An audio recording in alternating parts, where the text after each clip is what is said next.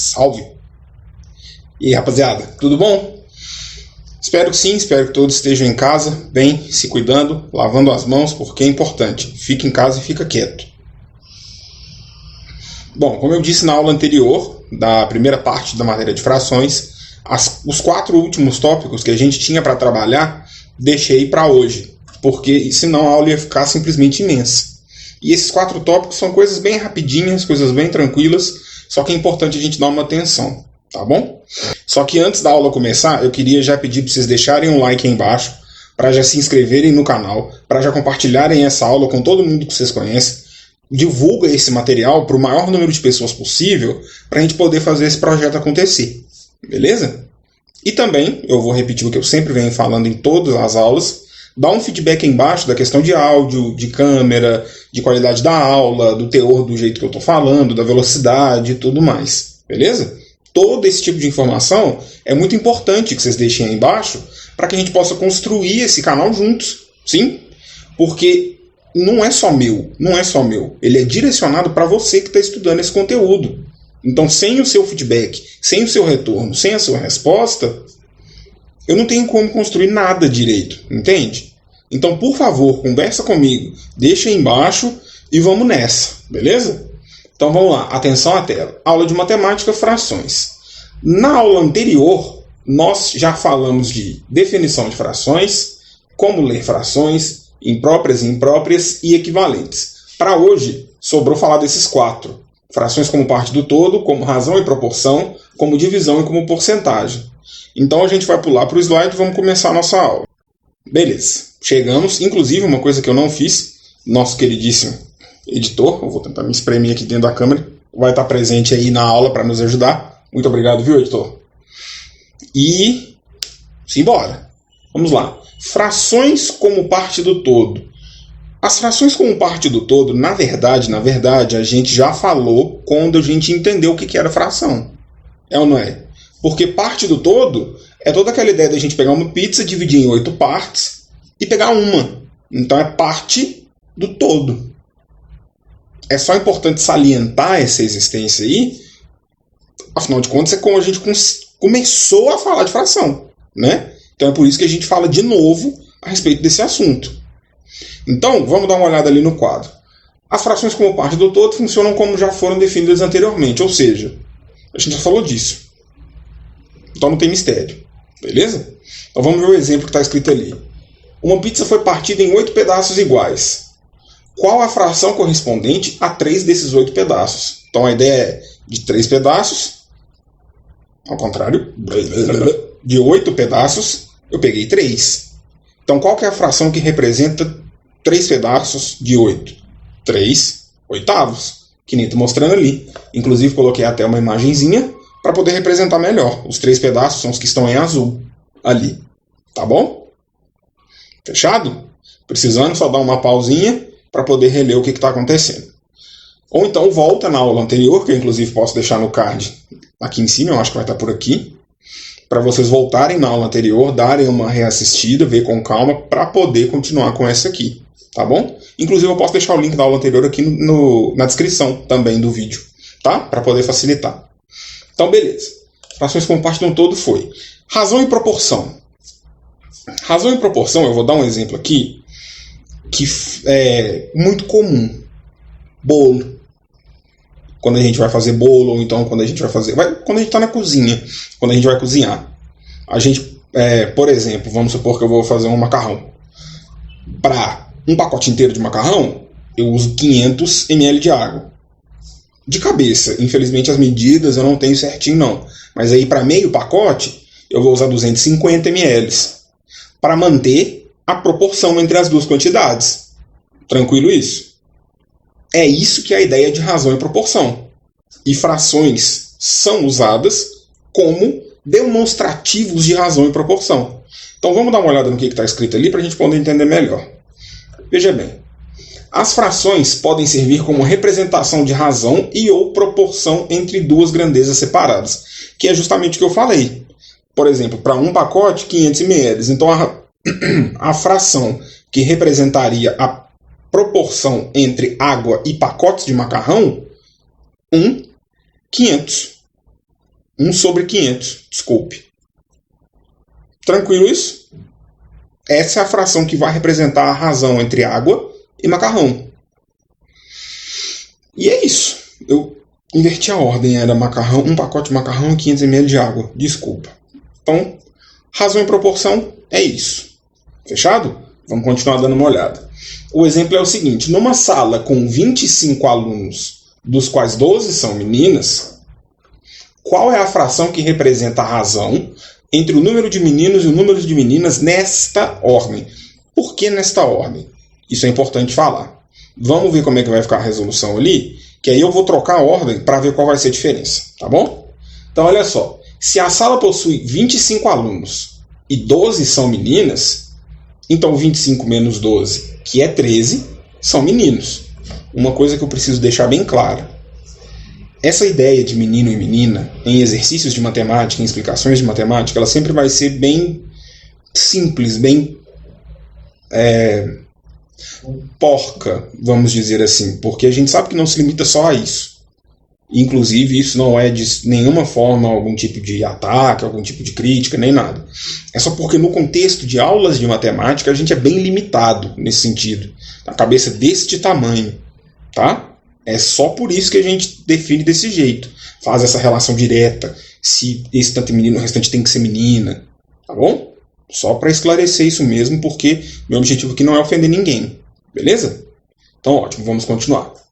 Retomando aqui, a gente descobriu que se são 12 meninas, são 13 meninos. Aí, vamos voltar ao enunciado. A pergunta é, qual é a fração que representa a razão entre o número de meninos e meninas, nessa ordem? Então, eu quero a razão de meninos, em cima, por meninas, embaixo. Numerador e denominador. Tranquilo? E aí, por isso, a resposta para a pergunta vai ser a fração 13 sobre 12, ou 13 dozeavos. Aí, vamos supor que eu inverta a ordem. Vamos supor que a pergunta estivesse assim. Numa sala com 25 alunos, dos quais 12 são meninas, ok? Qual é a fração que representa a razão entre o número de meninas e o número de meninos nessa ordem? E aí eu estou querendo, na verdade, meninas no numerador e meninos no denominador. A coisa muda de figura, porque são 12 meninas e 13 meninos. Então a fração vai ser 12 sobre 13, ou então 12 trezeavos. Deu para ver qual que é a diferença? A ordem vai importar na hora da gente montar uma fração que represente razão e proporção. Tanto que a fração anterior, 13 sobre 12, ela era uma fração imprópria, que já tinha um inteiro e precisou completar. A fração 12 sobre 13 não, ela é uma fração própria, de 13 partes. Algumas aspas, né? Porque a situação aqui é diferente. Mas de 13 partes, a gente considerou 12. Beleza? Então é importante a gente ficar atento a essa ordem aí, porque o número ele tem um significado por trás, nesse caso. Não é só nesse, nem em todos, mas essa é a ideia desse. Beleza? Então vamos para o próximo. Frações como divisão. Então, meu querido aluno, frações também representam divisão. Elas são um passo adiante. Se eu não me engano, eu falei isso na introdução da aula anterior. Então, por que não usar fração para representar divisão? A gente pode fazer isso. Olha o exemplo. As frações, conforme citado no início da aula, ou seja, eu falei no início da aula anterior, também são interpretadas como uma divisão entre o numerador e o denominador. Então, toda vez que eu quiser representar uma divisão como uma fração, eu penso dividendo, vai estar em cima, divisor, vai estar embaixo. Fechado? E é isso, não tem mistério. Fração como divisão é só isso. A gente vai ver no exemplo ali agora. Qual é a fração que representa a divisão entre os números 7 e 5? Repara bem na ordem. 7 e 5. Então a fração é 7 quintos. Pronto. E se fosse 5 e 7? Seria 5 sétimos. Beleza? Tá dando para ver como que a ordem importa, como que vai trocar e como o significado vai mudar completamente? Show? Beleza. Vamos para a próxima. Frações como porcentagem. Porcentagem. Por 100. Toda vez que você ouvir falar de porcentagem, você tem que pensar numa fração em que o denominador é 100. Beleza? Ouviu em porcentagem, fração em que o denominador é 100. Feito isso, cara, você já entende 50% do que é porcentagem. Porque a gente não terminou de falar de fração. Então, o que acontece? Porcentagem você vai ver em qualquer lugar, né? No nosso cotidiano, questão de desconto, acréscimo, variação, vai ver isso em qualquer situação. Sempre vai aparecer uma porcentagemzinha. Então é por isso que é bom eu introduzir o que é a porcentagem aqui. Mais na frente a gente vai ter uma aula exclusivamente sobre porcentagem, que tem vários assuntos que precisam ser analisados ali. Mas aí a coisa já está sendo construída com calma, com cautela, com carinho, com cuidado. Fechado? Então vamos dar uma olhada ali. As frações, além de todas as utilidades já citadas anteriormente, podem ser também usadas na representação de porcentagem, que já é o que eu falei. É uma fração em que o denominador é o 100. Show! Exemplo. Qual é a fração que representa a porcentagem 35%? Que inclusive é como a gente lê esse simbolinho aqui, porcento. 35%, o 35 vai no numerador e porcentagem, o denominador é 100. Então a fração é 35 sobre 100, pronto, acabou. O significado que a gente deu de fração inicialmente, de parte como um todo, também vale aqui. Aqui a gente pode pensar simplesmente que de 100 partes, eu peguei 35, que é esse pedaçote aí que eu colori de laranja meio diferente. Beleza? Então nós temos aí fração como parte de um todo, fração como razão em divisão, fração como razão em divisão não, razão em proporção, fração como divisão e fração como porcentagem. São os 4 usos que eu queria falar que tem com fração e que são extremamente comuns de aparecer tanto na nossa vida, tanto quanto nos exercícios, tanto quanto nas provas. Então, assim, são coisas muito importantes que a gente precisa analisar e estudar. Fechado? Bom, repara bem, a aula já está com no mínimo 10 minutos. Eu não estou conseguindo ter um controle certinho. Mas imagina se eu tivesse juntado isso na outra. Ia dar um aulaço de 40 minutos. Por isso que eu decidi dar essa separada. Mas é isso. Era isso que eu tinha reservado para essa segunda aula. E meu lema de sempre: façam muitos exercícios. Muitos.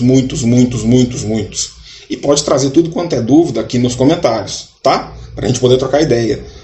Pode ser que eu responda, pode ser que alguém que acompanha o canal responda. Isso daí vai variando. Depende da situação, depende do que a gente estiver fazendo. Mas a ideia é construir uma comunidade que se ajude, que cresça, que queira tirar dúvidas, que queira entender mais de matemática. Eu só estou aqui para dar o norte, para iluminar o caminho, mostrar, que nem a luz aqui atrás. É assim que é. Beleza? Então é isso. Nosso vídeo vai ficando por aqui. Mais uma vez, eu vou te pedir para que você deixe o like aqui embaixo, para que você compartilhe o vídeo com todas as pessoas que você sabe que quer estudar matemática. Passa para frente para todo mundo, sem dó nenhuma. Deixa um comentário bacana aqui embaixo, deixa suas dúvidas da aula ou em algum exercício em específico que você tenha pegado. Deixa aí embaixo se seria legal eu trazer exercícios temáticos de cada uma das aulas que já tem no canal. Posso trazer sobre a função do primeiro grau, segundo grau, exponencial, que está dividida em 2 partes, a de fração também dá para trazer. E aí eu poderia ir fazendo isso. Eu poderia até dar uma paradinha no conteúdo, trazer os exercícios para depois continuar. E aí fica a critério de vocês. Deixa aí embaixo, é importante esse feedback para a gente trocar ideia, tá bom? E outra, eu acho que deve ter dado para ver que nós estamos com uma logo do canal. Sim. Eu quero mandar um salve pro meu primo, Vitor Pablo, foda demais, que me ajudou com a logo. E inclusive um salve para um amigo meu de coração, um amigaço de longuíssima data, Vitor Drummond, que me ajudou com o nome do canal. Foi ele que me deu a ideia, eu achei maravilhosa, inclusive tem uma certa história por trás. Poderia até fazer um vídeo falando. Um salve para vocês dois, vocês são incríveis, vocês moram no meu coração. Eu amo muito vocês, muito todo mundo que assiste, todo mundo que acompanha. E é isso. Vejo vocês no próximo vídeo. Um abraço, até mais e fui!